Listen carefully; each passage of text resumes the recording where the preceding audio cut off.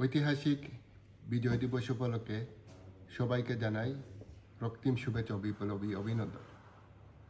আজকের এই দিনে শ্রদ্ধার সাথে স্মরণ করি স্বাধীনতার ঘোষক বাংলাদেশের প্রথম রাষ্ট্রপতি শহীদ প্রেসিডেন্ট জিয়াউর রহমানকে। শ্রদ্ধার সাথে স্মরণ করি স্বাধীনতা যুদ্ধে যাদের জীবন দিয়ে একটি লাল সবুজ পতাকা, একটি মানচিত্র আমাদের উপহার দিয়েছিলেন সেই সব বীর শহীদানদের।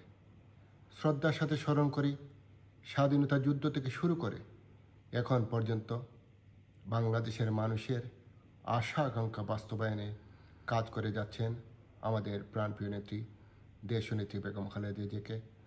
শ্রদ্ধার সাথে স্মরণ করি সেই সুযোগ্য পরিবারের সুযোগ্য সন্তান বাংলাদেশ জাতীয়তাবাদী দল বিএনপির প্রতিষ্ঠাতা শহীদ প্রেসিডেন্ট জিয়াউর রহমান এবং আমাদের প্রাণপ্রিয় নেত্রী দেশনেত্রী বেগম খালেদা জিয়ার সুযোগ্য সন্তান বিএনপির ভারপ্রাপ্ত চেয়ারম্যান জনাব তারেক রহমানকে। আজকের এই ঐতিহাসিক দিনে দুই একটি কথা বলতে চাই। 1971 সালে যখন তৎকালীন আমাদের পূর্বপুরুষেরা একটি রাজনৈতিক সিদ্ধান্ত গ্রহণের জন্য অপেক্ষায় ছিল, তৎকালীন রাজনীতিবিদরা যখন রাজনৈতিক সিদ্ধান্ত গ্রহণে সিদ্ধান্তহীনতায়, তখনই গোটা জাতির সামনে ক্ষণজন্মা পুরুষের আবির্ভাব।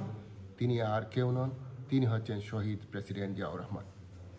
শহীদ প্রেসিডেন্ট জিয়াউর রহমান একটি ঘোষণার মধ্য দিয়ে গোটা জাতিকে একত্রিত করে পাক হানাদার বাহিনীর বিরুদ্ধে ঝাঁপিয়ে পড়ার আহ্বান জানালেন। ওনার আহ্বানে সাড়া দিয়ে বাংলাদেশের সব শ্রেণীর মানুষ, সব পেশার মানুষ ঐক্যবদ্ধভাবে পাক হানাদার বাহিনীর বিরুদ্ধে ঝাঁপিয়ে পড়েছিল। দীর্ঘ 9 মাস রক্তক্ষয়ী সংঘর্ষের মাধ্যমে একটি লাল সবুজ পতাকা আমরা পেয়েছিলাম।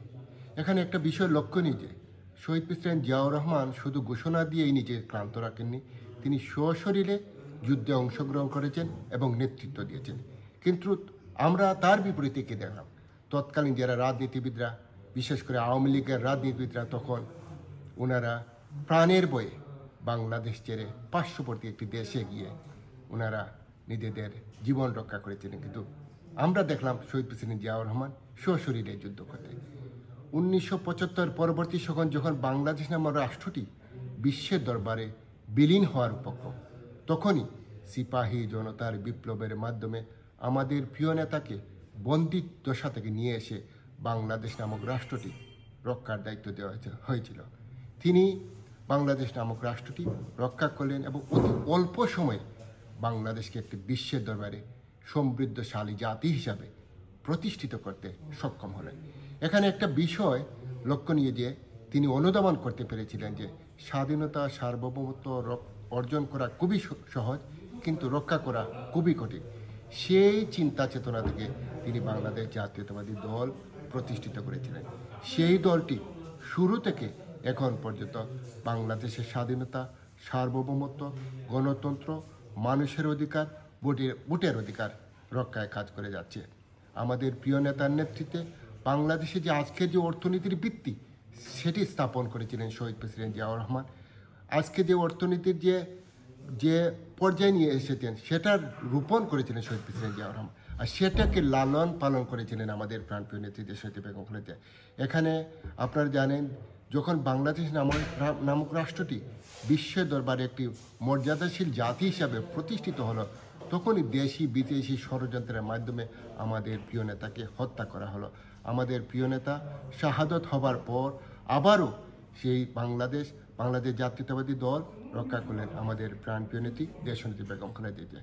উনি দীর্ঘ 9 মাস স্বৈরশাসক এরশাদের বিরুদ্ধে আন্দোলন সংগ্রামের মাধ্যমে স্বৈরশাসককে হটিয়ে বাংলাদেশে একটি সংসদীয় গণতান্ত্রিক ব্যবস্থা প্রতিষ্ঠিত করলেন। আমাদের প্রাণপ্রিয় নেত্রীর নেতৃত্বে অর্থনৈতিক যে আজকের যে অবস্থা, সেটা লালন পালন করেছিলেন আমাদের প্রাণপ্রিয় নেত্রী দেশনেত্রী বেগম খালেদা জিয়া। আজকের এই বিজয়ের এই দিনে আমি নতুনভাবে সবাইকে আহ্বান জানাবো সেই সুযোগ্য পরিবারের সুযোগ্য নেতা সন্তান জনাব তারেক রহমান সাহেবের নেতৃত্বে আগামী দিনে আমার মনে প্রাণে বিশ্বাস করি যে একটি নির্বাচন হবে। সেই নির্বাচনে বাংলাদেশ জাতীয়তাবাদী দল রাষ্ট্র পরিচালনার দায়িত্ব গ্রহণ করবে নির্বাচনের মাধ্যমে। তাই সবাই ঐক্যবদ্ধ হয়ে আমাদের প্রাণপ্রিয় নেতার হাতকে শক্তিশালী করুন। ইনশাআল্লাহ আমাদের প্রিয় নেতার নেতৃত্বে বাংলাদেশের মানুষের অধিকার প্রতিষ্ঠিত হবে, ভোটের অধিকার প্রতিষ্ঠিত হবে, বাতের অধিকার, মৌলিক অধিকার প্রতিষ্ঠিত হবে। তাই আজকের এই দিনে আবারও সবাইকে আমি আহ্বান জানাবো, শহীদ প্রেসিডেন্ট জিয়াউর রহমান এবং দেশনেত্রী বেগম খালেদা জিয়ার সুযোগ্য সন্তান জনাব তারেক রহমান সাহেবের নেতৃত্বে ঐক্যবদ্ধ হন। ইনশাআল্লাহ আমরা সবাই উনার নেতৃত্বে বাংলাদেশে একটি মর্যাদাশীল জাতি হিসাবে আবারও বিশ্বের দরবারে প্রতিষ্ঠিত হতে সক্ষম হবে এবং ইনশাআল্লাহ আমরা প্রতিষ্ঠিত হব। ধন্যবাদ আপনাদের সবাইকে।